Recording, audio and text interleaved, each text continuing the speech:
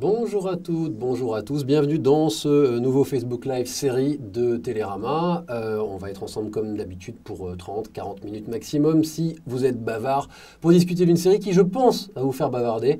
10% qui revient demain sur France 2, c'est bien ça, on est mardi, et qui a été présenté hier à Série Mania. C'est aussi dans le cadre de Série Mania qu'on est là aujourd'hui, et je suis avec Fanny Herrero, sa créatrice et scénariste en chef. Bonjour Fanny, merci d'être avec nous. Évidemment, on va parler de cette saison 2, de 10%, de comment ça s'est fait, des guests, comme on dit, des invités, mais aussi et surtout des personnages principaux qu'on voit partout en ce moment, en tout cas pour ceux qui sont à Paris, mais je suis sûr qu'on voit aussi ça en province et dans d'autres grandes villes françaises, les affiches de cette saison 2. Hier, ça a été montré en intégrale, si je ne dis pas de bêtises, à Série Mania. Dans une grande salle. On parle pas forcément toujours de diffusion en public des séries. Je n'y étais pas, j'ai eu le plaisir de voir les épisodes en amont. Ça s'est passé comment et quelle est la réception? C'est toujours intéressant, j'imagine, pour une créatrice de voir sa série montrée en public comme ça. Ça a été intéressant. Ah ouais, c'est incomparable. On avait fait quelques projections plutôt pro, ou équipe, ou à la chaîne, à France Télé. Bon, et là, c'était la première fois qu'on présentait à du public. En plus, c'était une magnifique salle. Merci à Série Mania de nous avoir offert cette salle qui est très, très belle sur les Champs-Élysées. Il y avait 1200 personnes, c'était plein. Du coup, ça crée forcément une chaleur, évidemment bien plus que si chacun est seul devant son salon, ça crée une émulation entre les gens. Et pour nous, l'équipe de création, c'est vraiment génial d'être là au milieu, de sentir les gens vibrer, rire. Il n'y a quand même rien de plus jouissif que d'entendre une salle rigoler à des blagues qu'on a écrites, quoi. Donc non, c'était un vraiment très beau moment. Vraiment super, quoi. Et puis vraiment de les avoir vus, en plus les 6 d'un coup, ça crée un truc d'émotion qui est fort. Il y a assez peu de séries françaises finalement qui créent un engouement comme ça où les gens en parlent autant, ont envie de voir la saison 2. Alors, il y en a, et j'espère qu'il y en aura de plus en plus. Mais quand on fait une saison 1, on ne sait pas quelle va être la réception, on ne sait pas comment les gens vont l'attendre. Là, c'est une saison 2.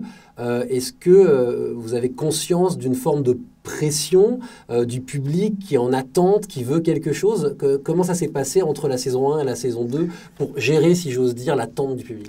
Bah oui, il y a cette pression. En même temps, moi, je suis une bonne nature, donc j'essaie toujours de me dire, mais il y a une pression. Et en même temps, une tendresse, une bienveillance. Ils l'ont aimé, la série. Donc, il ne faut pas les décevoir, mais il faut aussi capitaliser sur cette sympathie dont on bénéficie. Donc, tout le pari de la saison 2, c'était de continuer de répondre à ces promesses-là, de continuer d'inviter les spectateurs dans cette maison dans laquelle, 10%, c'est une maison où quand même, c'est ludique, c'est réjouissant, il y a de l'émotion, de la comédie. Il fallait continuer à les amener là.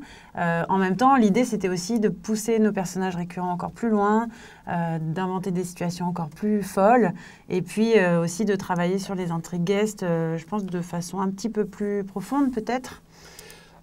J'ai quelques questions. On a déjà des questions qui arrivent, donc c'est une bonne nouvelle. Les gens sont au rendez-vous. J'ai quelques questions. Évidemment, je vais commencer par rappeler de quoi parle 10%, parce que je ne l'ai pas fait. On ne sait jamais, si vous nous écoutez, que vous nous regardez et que vous ne savez pas de quoi ça cause. C'est le quotidien d'une agence qui s'occupe d'actrices et d'acteurs de cinéma.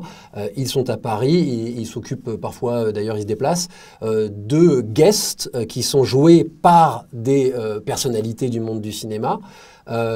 Donc cette deuxième saison met en scène un certain nombre de guests. D'ailleurs, je peux vous laisser le plaisir de les annoncer. On les connaît maintenant, on les a vus.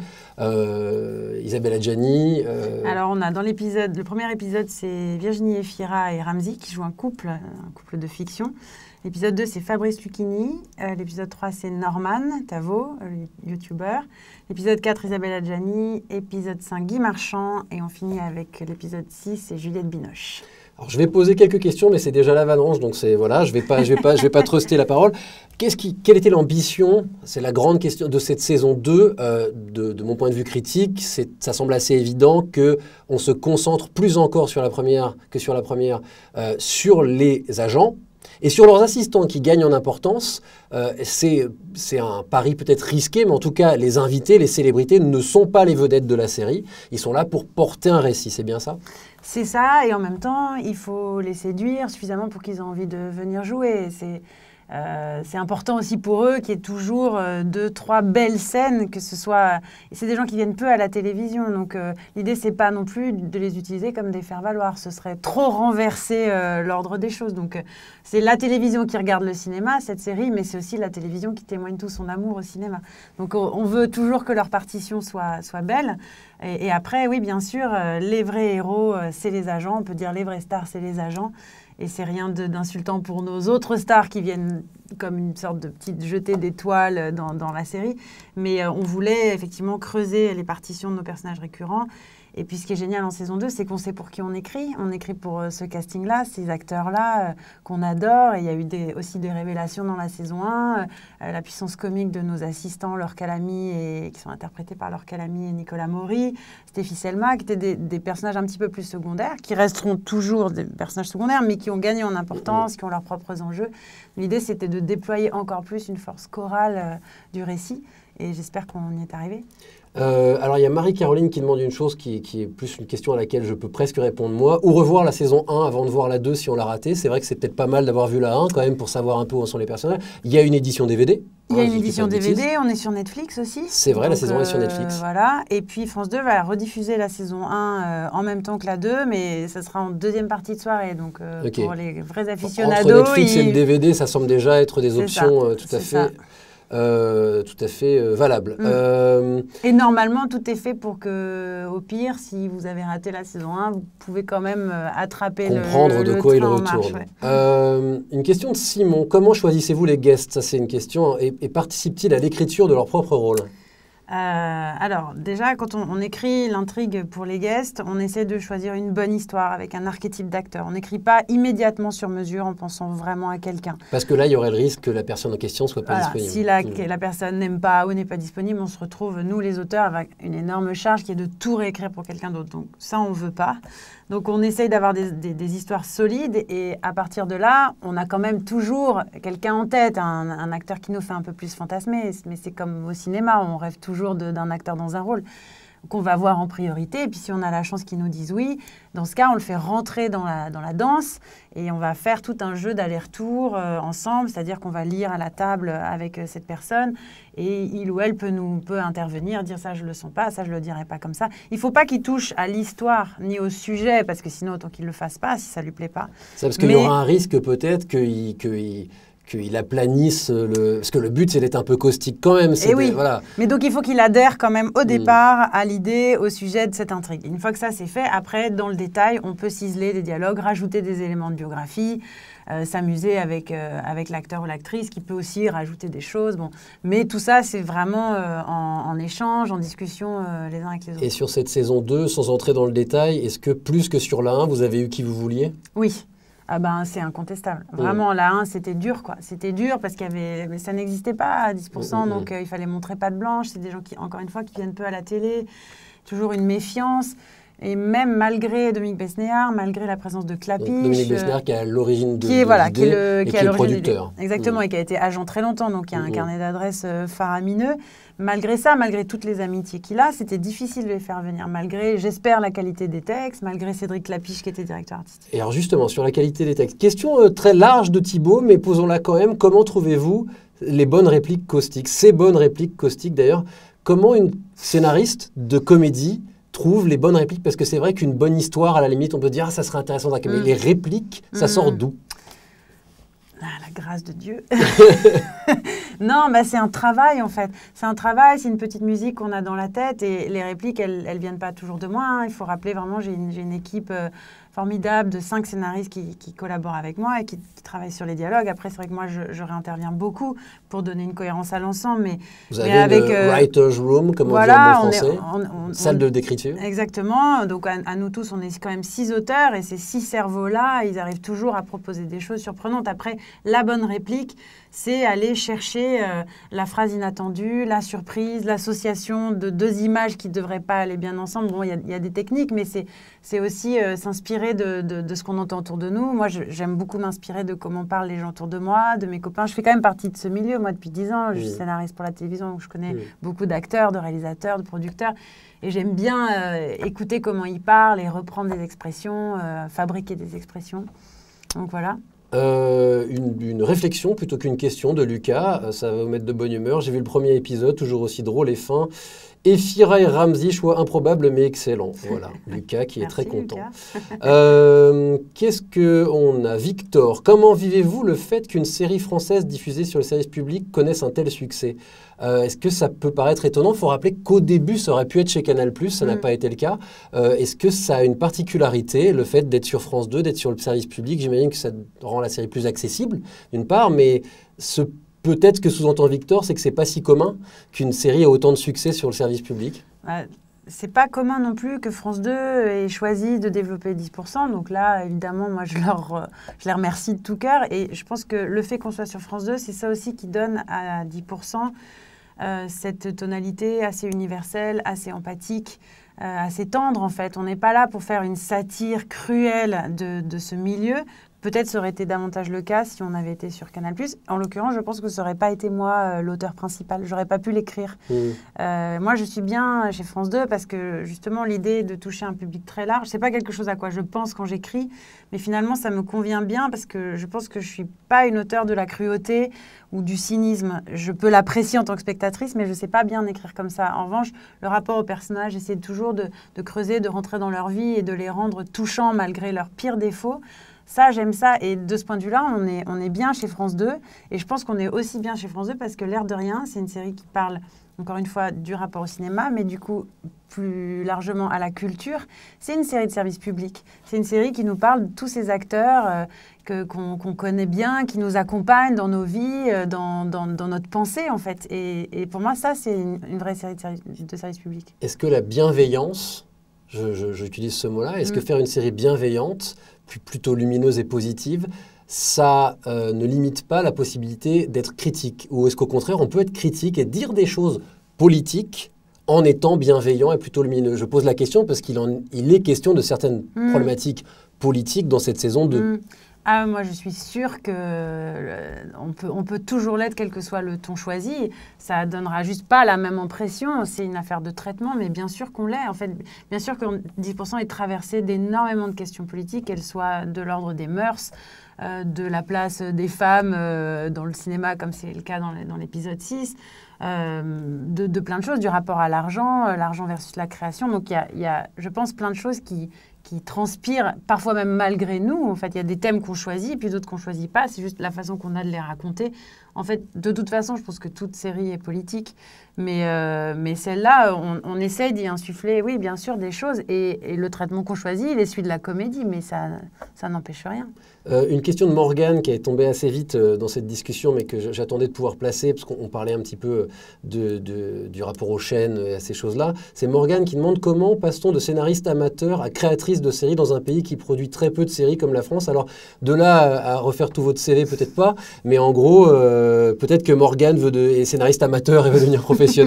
Qu'est-ce qui se passe? Est-ce qu'il faut avoir un bon agent? Il faut avoir un bon agent. Non, et puis surtout, il faut avoir la chance de rentrer, je pense, dans une équipe où on reçoit la bonne formation. En fait, pour moi, ça a été un village français. Vraiment, le tournant, un peu, pour moi, c'était ça. Parce que une série qui, est très tôt, justement, a fait ce système d'écriture en groupe. Exactement. Et puis qui avait une volonté portée par son créateur, Frédéric Rivine, de travailler la dramaturgie, la profondeur des personnages. C'est là que j'ai rencontré Violaine Belay, qui est une consultante en psychologie des personnages, qui m'a ensuite aidée sur 10%. Donc, je pense que c'est là que je me suis professionnalisée. Et après, sur 10%, la petite histoire, c'est que moi, je suis rentrée comme simple auteur dans l'atelier d'écriture, qui était à l'époque dirigé par Nicolas Mercier. Et Nicolas est parti. Et du coup, on m'a proposé à moi de prendre la direction. Et c'est là que j'ai fait ce travail de tout repenser 10%. Lucas demande combien de scénaristes travaillent avec vous? 5. C'est toujours les mêmes? C'est toujours les mêmes, oui. Et c'était les mêmes qu'en saison 1? Oui. D'accord. Oui, à quelques petites variantes près sur la saison 1. C'est important pour vous que ça reste une équipe qui ne... Parce qu'il y a des séries aussi où il y a un turnover permanent. C'est important pour vous que ça reste une équipe... Déjà, je les aime. Déjà, ils sont tous extrêmement compétents, donc j'ai pas envie de m'en séparer. Et je pense qu'ils sont aussi attachés à la série. Puis on gagne du temps, en fait, progressivement. Là, on est en saison 3, on est dans l'écriture de la saison 3. Il y a des réflexes. Puis évidemment, il y a une confiance. C'est-à-dire qu'ils n'ont plus à me prouver des choses. Je n'ai plus non plus à prouver quel genre de directrice d'écriture je suis. Donc, ça va plus vite, en fait. Et puis après, ils connaissent bien la série, ils connaissent bien les personnages. Donc, c'est agréable. Rien n'empêche de faire rentrer des nouvelles personnes. Mais arrivé à un moment, en fait, et pourtant, on n'a que 6 épisodes par saison. Je sais qu'on nous le reproche souvent. Mais c'est un tel travail. C'est tellement difficile. C'est tellement d'heures passées. Et on doit aller vite en plus, donc on n'a pas beaucoup le temps pour former des nouvelles personnes, en fait, que je regrette, vraiment. On reproche pas tant les 6 épisodes que les 18 mois d'attente. Ça, les deux, je sais qu'on reproche les deux. Mais ça, est-ce que c'est quelque chose, on en fait son deuil et on dit, moi je préfère faire 6 épisodes tous les 18 mois et tant pis, je sais, les gens attendront, etc. Ou est-ce qu'on se dit, peut-être qu'on va y arriver, il faudrait peut-être qu'on... Voilà. Alors, c'est quelque chose dont on discute beaucoup avec mes producteurs et avec la chaîne. Et on est tombé d'accord sur l'idée que 18 mois, c'est ce qu'il nous fallait, pour plein de raisons. D'abord parce que nous, on n'écrit pas très vite. Parce que moi, j'aime bien me laisser la possibilité quand même de me tromper sur une intrigue ou d'hésiter, de douter. Pas beaucoup, on n'a pas beaucoup le temps, mais un peu. J'aime prendre ce temps-là. Et ensuite, parce que dans 10%, il y a quand même une spécificité qui est justement ces stars de cinéma qui viennent peu à la télévision. Sur une série classique, vous avez vos récurrents. Quand les textes sont finis, vous leur envoyez, on travaille un petit peu, on rentre en prépa. C'est comme ça. Là, je ne sais pas si c'est assez clair ce que je raconte. Mais enfin, pour moi, ça l'est. Voilà. J'espère que ça l'est pour vous aussi. Sur une série comme 10%, on va contacter les stars, on leur fait lire un scénario. Et à partir de là, il nous faut 3 ou 4 mois pour être sûr qu'ils vont venir. Est-ce que leurs agendas seront compatibles? Ou s'ils disent non, chercher quelqu'un d'autre.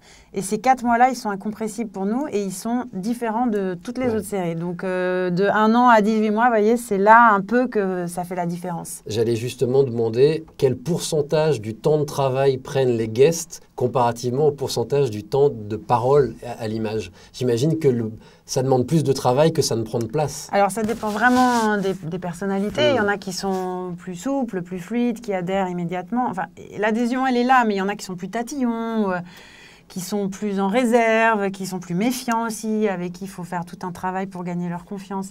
Et puis, il y a cette question juste c'est des gens très débordés, voilà, donc c'est un peu plus long, c'est plus long de les faire venir, c'est plus long de leur rendre la série compatible avec ce qu'ils sont. Et il y a 2 questions, une qui est par rapport au fond de la série, et puis une ensuite qui est par rapport à sa préparation. Julien demande à quel point la relation agent-acteur, qui lui semble très complice, se retrouve-t-elle dans la réalité ? Je pense que c'est quelque chose d'assez variable et c'est aussi ce qu'on montre dans la série, c'est que tous les agents n'ont pas le même niveau d'intimité avec leur star. Après, on est dans la fiction et si on veut aussi pouvoir parler des rapports humains, forcément, on grossit un peu le trait. C'est-à-dire que l'agent totalement business qui passerait tout son temps au téléphone à parler pognon, un profil qui existe, pour nous, il n'est pas vraiment passionnant, en fait. En termes de fiction, il ne nous apporte pas grand-chose. Bon, ou alors, ce serait un personnage très secondaire. Donc, évidemment, on a rajouté un petit peu. Après, voilà, moi, j'ai eu un agent, j'en parle au passé, malheureusement, parce qu'il est décédé cette année. J'en suis très triste. Il s'appelait Lionel Amand. Et je pense à lui. Mais la relation qu'on peut avoir avec un agent peut être extrêmement intime, de l'ordre de l'amitié. Et je pense qu'il y a beaucoup d'acteurs qui sont quand même désireux de pouvoir échanger, pas forcément sur ce qu'ils ont de plus intime, mais sur la qualité des projets. Et quand on parle de la qualité d'un projet, on parle de soi, en fait. Donc, c'est important. Alors, puisqu'on parle de la complicité entre certains personnages, quand même dire un mot de la nouveauté de cette saison 2, qui est l'arrivée d'un nouveau patron, oserais-je dire, même si c'est un peu plus compliqué que juste le patron, l'actionnaire principal en tout cas. Pourquoi avoir créé ce personnage qui est pas forcément le plus sympathique, là où il y avait une chaleur qu'on connaissait les autres, celui-là nous semble plutôt hostile, en tout cas au début. Pourquoi l'avoir fait venir dans cette série ? On avait quand même en saison 1 laissé un fauteuil vide qui a beaucoup occupé tout le monde. Puisque la saison 1 commence par le décès du chef. Du chef, du patriarche un peu. Donc tout le monde se retrouve... la désorganisation de la saison 1, elle vient de l'absence du patron. Et à un moment, la réflexion, elle est simple, c'est qu'on ne va pas laisser ce fauteuil vide éternellement et on n'avait pas forcément envie que ce soit un de nos personnages. Enfin, on avait essayé toutes les possibilités et ils les ont essorées eux-mêmes en saison 1. Qui va la prendre cette place ? Et finalement, c'était un peu aucun. Et donc, on a eu envie de créer un nouveau personnage qui soit un personnage... un peu, effectivement, différent sur l'échiquier, parce que moi, je considère qu'une série, c'est comme un échiquier avec des pièces maîtresses. Et lui, il a une couleur, vous l'avez remarqué, qui est un peu différente des autres, mais ça, c'était volontaire. Il s'appelle Hicham Janovski, il est d'origine très métissée, ça m'intéressait aussi beaucoup. Il connaît rien au métier et donc il va créer du désordre. Et la série, c'est le désordre aussi. Hein. Je pense qu'il n'y a pas de fiction sans déséquilibre, sans désordre. Lui, il est bon pour ça et en même temps, toute l'idée, c'est de progressivement s'attacher à lui. Et ça va continuer en saison 3, à découvrir des choses encore plus sur lui et voilà, l'amener dans la relation avec nos personnages qu'on connaît et qu'on aime, lui aussi à rentrer dans 10% en fait. Puisqu'on parle de la saison 3, il y a une question de Valérie que je voulais garder pour la fin, mais on est dedans et ça semble pertinent de la mettre maintenant. On a entendu parler d'une 3e saison, donc déjà en projet, et plus axée sur les travers moins positifs de ce milieu. Est-ce que vous confirmez? Peut-être donc une saison 3 plus sombre. Je ne sais pas où Valérie a entendu cette info. Je ne sais pas où Valérie a entendu cette info. Non, c'est très difficile pour moi d'en parler comme ça, mais non, a priori, c'est pas comme ça que je réfléchis en fait. Ouais. Je réfléchis pas. Et puis, en plus, qu'est-ce que ça voudrait dire? Enfin, ça m'intéresse, mais ça voudrait dire quoi? Plus sombre. Donc, nous, on est quand même dans une comédie. On va pas, par exemple, on va pas parler d'acteurs qui s'autodétruisent dans la drogue ou de gens qui se suicident. Enfin, il y a des thématiques où on n'a pas envie d'y aller. Ça serait un peu contre-productif avec la série. Pourquoi pas, mais j'ai l'impression qu'il faut qu'on doit toujours veiller, nous, à un équilibre de registre, en fait, entre le drama et la comédie. Valérie semble dire que c'est une info qui serait venue que Dominique Besnéard aurait dit quelque chose comme ça. Voilà. En tout cas, elle répond, elle dit auprès de Dominique Besnéard, c'est ce qui s'apparaît. Ok, voilà. Peut-être. Faudra voir exactement ce qui sous-entendait par ça. Une question de Thibaut que j'avais gardée, justement, quand on parlait des guests. Démarchez-vous les acteurs ou est-ce que ce sont les acteurs qui vous démarchent? Cette saison, on a eu un peu les deux. C'était assez touchant pour nous. On peut savoir qui? Non. Non, mais c'était touchant d'avoir des appels du pied discrets. Ça peut être compliqué s'il y en a un qui démarche, on fait il n'y a pas de place pour toi cette année. Oui, ça arrive. Ouais. Non, mais ça arrive. Il y en a qui nous ont fait savoir qu'ils aimeraient bien. Et puis après, encore une fois, il n'y a que 6 épisodes. Donc, on peut pas dire oui à tout le monde. Puis il y a des acteurs qui nous font plus fantasmer que d'autres. Puis après, c'est un savant équilibre aussi entre Norman et Guy Marchand, entre Ramzy Adjani.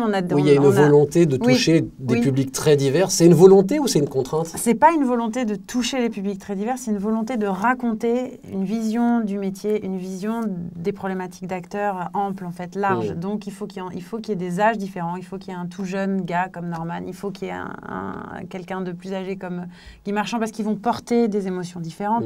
Et ils nous racontent un cinéma aussi différent. Ils nous racontent un état de la culture différent. Donc moi, j'aime ça, qu'ils viennent de territoires très variés. Entre eux, encore une fois, Binoche et Norman. Je trouve que c'est intéressant. Ils nous racontent des choses très différentes.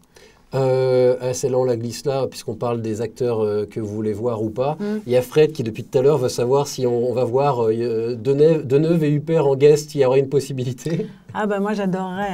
Vraiment, si elle regarde ce Facebook Live.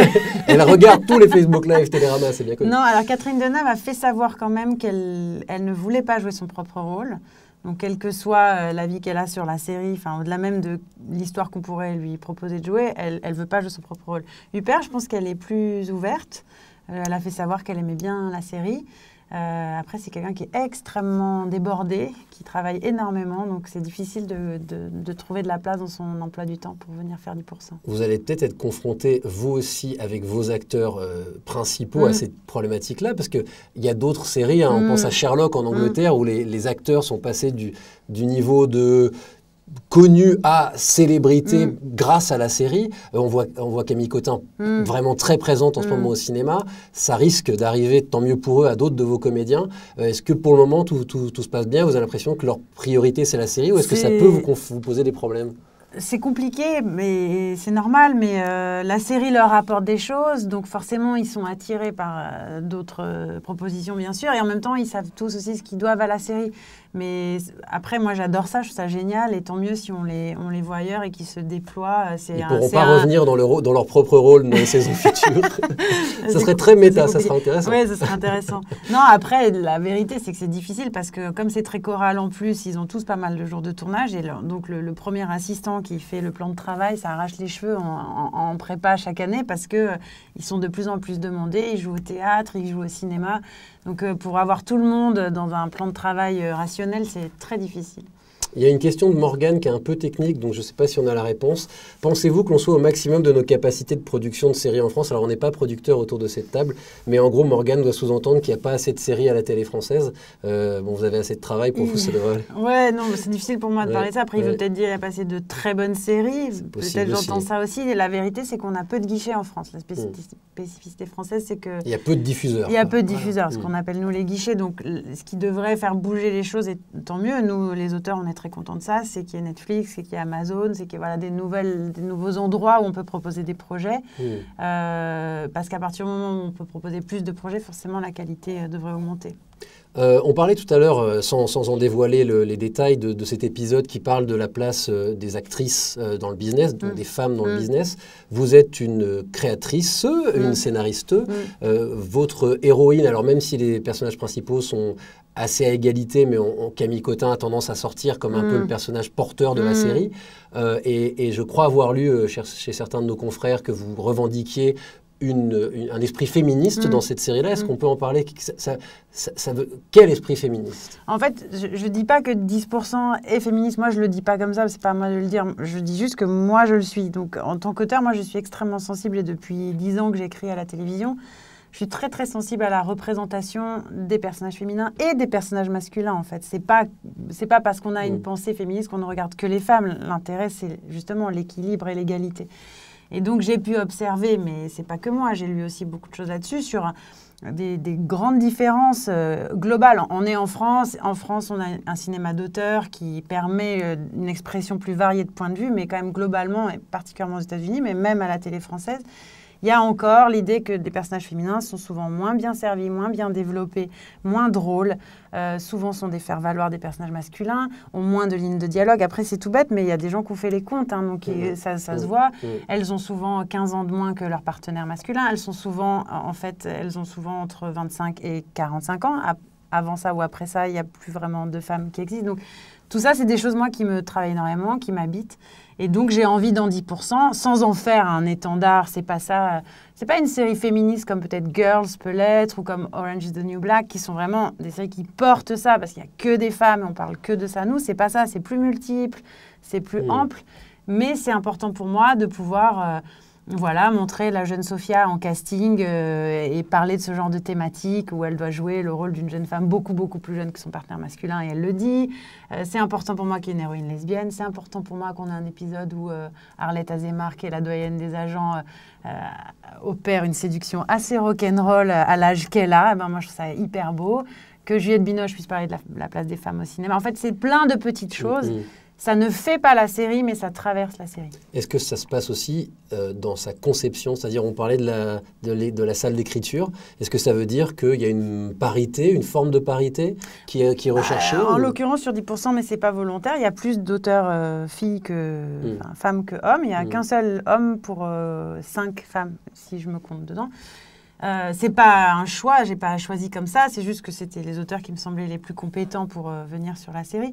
Mais c'est des questions auxquelles on est sensible. Moi, j'essaye de les sensibiliser si ça l'est pas. J'essaie de sortir un peu des archétypes habituels de représentation des hommes et des femmes. J'essaie de faire en sorte que le romantisme soit partagé, que les forces et les failles, en fait, soient partagées chez tout le monde.